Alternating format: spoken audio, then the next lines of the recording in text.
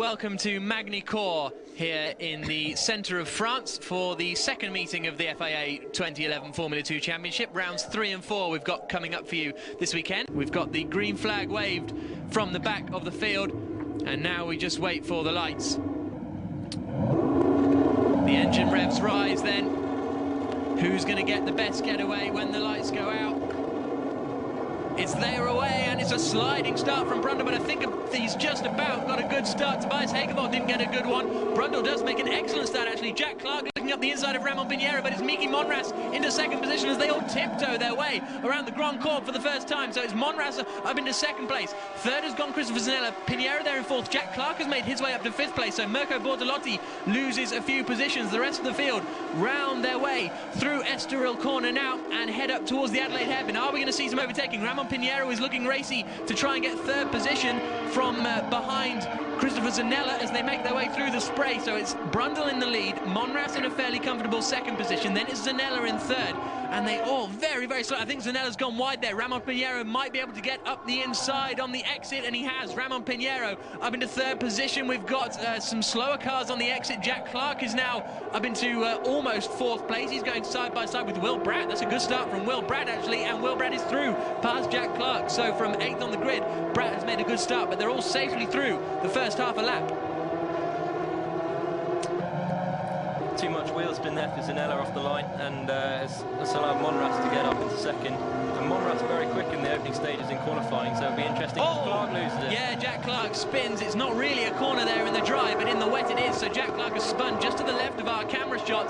The yellow flags are waving. Oh, and that's backwards into the barrier for Mihai Marinescu. That's his rear wing broken, and that is going to be him out of the race. So watching him, I haven't figured out where Jack Clark is. I think he's recovering there, right down the back of the field, so you can see the standings as we watch Kelvin Snooks make his way into Chateau d'Eau. But the top 4 or 5 now starting to make a break. There's Mirko Bortolotti currently running in 6th, and so I think then up into 7th place has gone John Lancaster. We'll wait for confirmation as they cross the line. Zanella is coming under pressure now from Will Bratt, who didn't feel he got the most out of the qualifying session, side by side a little bit further back. But here we go then. Brundle has a 2-second lead over Miki Monras. Pinheiro and Zanella almost together as they cross the line. Bratt in 5th.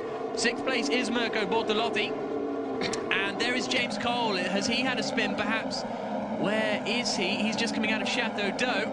And, oh, there we go. He just got on the power a bit too soon. So his best qualifying of the season is ruined, sadly. And he's going to drop right down to the back of the field, along with Jack Clark. So Mihai Marinescu, I presume, is out of this race after collecting the barriers. Hopefully we won't need a safety car. Now here's John Lancaster in this black machine that was piloted by Tom Gladys last time around. He's going to be coming under pressure here from Tobias Hegervold. Hegervold looks to the outside under braking, and that's not really going to be the place to get past. There's Mihai Marinescu disconsolately leaving his car. Now we're seeing a replay. Look in the background. Mihai Marinescu, oh, he just drops it, doesn't he? So it doesn't seem to be that wet, but not quite an aquaplane, but just putting the power down a little too eagerly. 18 laps to go then in the third round of the Formula 2 2011 Championship. Zanella trying to cool down his tyres. Christopher Zanella, who's running in third position now, Jolyon.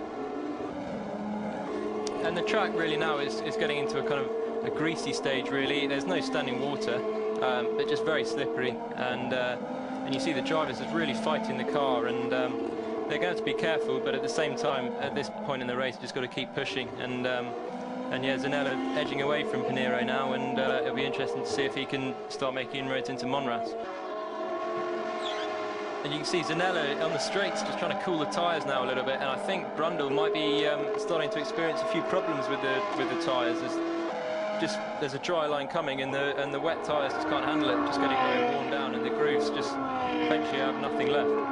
And Ramon Pinheiro doesn't really have an answer to this at the moment, does he? He's dropped some 6 seconds behind Zanella. So is Zanella going to catch Monras before Monras can catch Brundle? I would predict so. They're just still struggling to get the power down. No other changes inside the top 10. Benjamin Arish is up to 11th place, actually, on his home race. So he is staring a points position very nearly in the face, but not quite. He needs to make up another position. as Natalia Kowalska is currently running at the back of the field. James Cole still out there, but after his couple of spins, I think he's going to be a bit disappointed, actually, because he had his best qualifying of the season. So the top three, Brundle, Monras and Zanella, in that order, making their way into the Nürburgring chicane, Imola chicane, I beg your pardon. And, well, no doubt Brundle can see Miki Monras closing in on him. The gap was down to 2.4 seconds at the end of that last lap. And again, I would predict it's come down once more. Well, I can actually tell you, looking at the middle sector times, can't I? So 0.6 of a second quicker in the first sector was Monras, and 1/10 of a second quicker in the second sector. So it's 0.7 of a second at the moment that Miki Monras has made up on Alex Brundle in the first 2/3 of the lap. And Zanella is flying. He's really pushing it. I think really you just got to get past everyone in front of you as quick as possible. So he'll be trying to pass Monras, and Monras looks like he's dropped a little bit further back from Brundle, and now Zanella pressuring him quite hard now, and this could be a good run up into the Adelaide hairpin. Yeah, Zanella was 0.6 of a second quicker than Monras on that last lap. The young Swiss was delighted to pick up his first podium, albeit inherited after Will Bratt's disqualification. Will Bratt still running there in 7th place. But now, look at this, Monras is right onto the back of Brundle, so it looks as though Brundle is quite weak in that first sector, actually, isn't he? Because he lost a lot of time on the last lap there, and he lost 1.1 seconds there in this lap alone. So by turn 5, Alex Brundle had lost 1.1 seconds to Miki Monras. There he is, winding their way through the Nürburgring chicane. And it's only a matter of time, I think, before we see a challenge for the lead. And it depends how many boosts these guys have got left, because they haven't been in battles so far. Zanella noses one up the inside into 180. I think that was just an example of differing lines. But I don't think these guys will have used boost so far, I wouldn't have thought, Jolyon, because they haven't really, apart from perhaps Zanetta, haven't really been battling. So it's going to be interesting to see their boost strategies.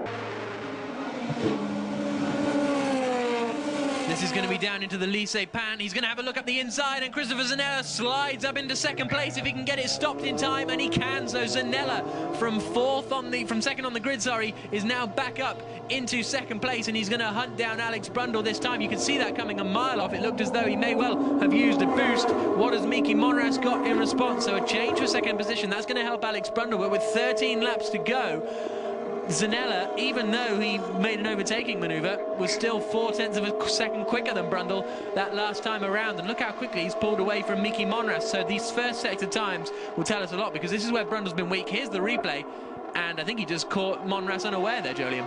Well, Zanella's been doing that line into the Lycée hairpin for quite a few laps now, isn't it? Now, will we see Christopher Zanella? Of course, Brundle won't have seen that move last lap around. Oh, but he's gone a little bit wide, and Brundle's on the grass, and Christopher Zanella takes the lead of the race. A mistake from Alex Brundle, just being put under pressure, and Christopher Zanella, the young man from Switzerland, the 22-year-old from Switzerland, 21-year-old, sorry, moves into the lead. Down into the Lycée hairpin they come. And now, can he begin to pull away from Brundle in second place? Zanella's lead is now up to 5.4 seconds. So Zanella in a complete league of his own at the moment with 9 laps to go. They're coming up towards lapping Natalia Kowalska. And, well, Miki Monras has been interesting today, Jolyon, because he seems to be really quick, and then he suddenly seems to drop back. Is this the attack from Hegevold? It is. He's obviously used the boost to get up alongside, and Tobias Hegevold moves up into the final podium position. He'll park it on the apex to not let Monras get a chance. He slides the car on the exit, and Miki Monras then demoted to 4th place unless he fancies a look into the inside of the Nürburgring. Hegevold defends it, splashes through the water on the inside line. Can he get it stopped in time? Yes, he can. Good racing here between these two, and Tobias Hegevold moves up into 3rd. Does Miki Monras have anything in response? And this is the continuing battle then for second position, turning through 180R. Heading up towards the Imola chicane, Hegevold perhaps using his boost because he's right onto the back of Brundle now. He looks to the outside. That's not really going to be an overtaking opportunity unless he's super brave and super skillful, but he's going to try and get the switchback out of the corner. Brundle going defensive in all the right places. This is going to be an excellent scrap, but can Brundle hold on for the last 8 laps of the race? He goes deep in again. Hegevold not quite close enough to make it through. Now, this is where we saw Zanella make a move earlier on. Will Hegevold be on the boost button? And will Brundle have any boost left to counteract that? Hegevold swings into the outside line, not close enough this time around.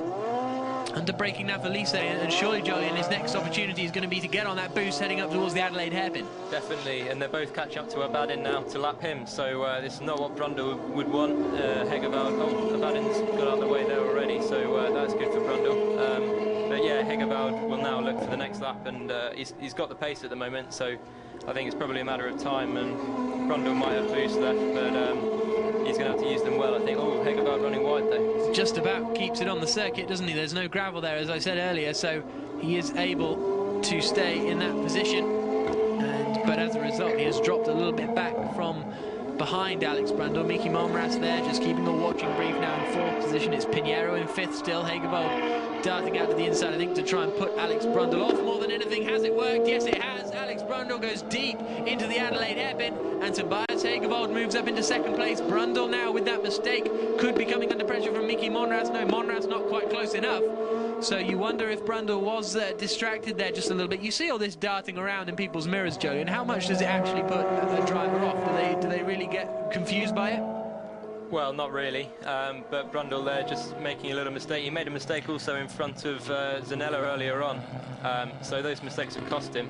Here is a battle between Will Bratt now coming under pressure from Timo Storz. So Timo Storz up into 9th place. He's a man on a bit of a charge, isn't he? As they head through the Imola chicane. And so where did Timo Storz start? 13th place on the grid, wasn't it, for Timo? His best result has been 14th so far, which he picked up at Silverstone. So it's going to be interesting. Can he make it? Well, he's already into the points. Can he pick up an 8th place, which will then herald 4 World Championship points, or Championship points, as you say. Now we've got the final lap graphic has just come up on the screen. So is this race going to be curtailed because of it's obviously being run at a slower pace? So have we reached the time limit rather than the distance limit? It would seem so. That's going to be a bit frustrating for Mickey Monras, but not frustrating at all for this man, Christopher Zanella. Makes his way into the Lycée Pan for the final time. And a very commanding drive from Christopher Zanella makes him see the checker flag, and he wins sideways here at Magny-Cours. Even more sideways behind him is Sung-Ak Mun. Second place is going to be Tobias Hegerveld, and Alex Brundle will hold on to take 3rd position, which he will be delighted with, just to get some points on the board after a dismal display, a dismal weekend at Silverstone. Yep, there he is, arm in the air, he's chuffed. Mickey Monras, perhaps a little disappointed to come home in 4th. Pinheiro 5th, only just ahead of Mirko Bortolotti in 6th. John Lancaster, his debut in the series, we'll see him come home in 7th position.